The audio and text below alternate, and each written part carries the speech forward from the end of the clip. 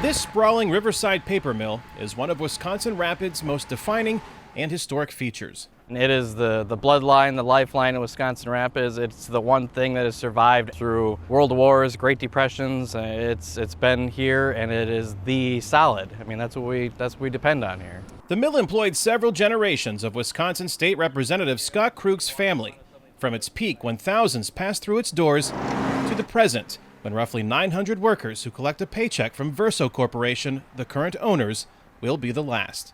The facility prepared to close in July, in part because the COVID-19 pandemic tanked demand from businesses that use the plant's paper for advertising. It hits you that this is the first time that this plant will ever shut down in its 120-year history. I mean, that's something that impacts me to my core. Closure also impacts thousands of other workers, like Laura Delaney, who manages her family's timber harvesting operation. They were one of the largest suppliers for us to take our hardwood and aspen to. Now she's sitting on tons of timber without a buyer.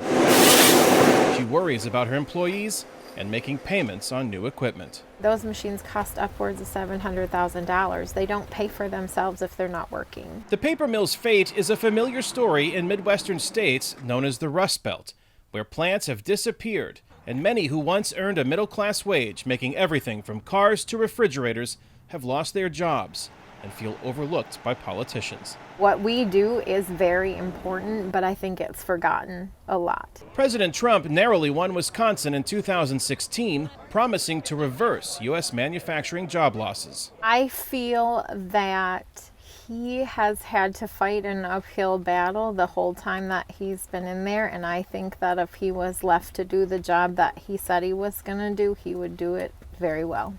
Despite trade wars with China and other nations, manufacturing jobs have not flooded back to the United States on Trump's watch.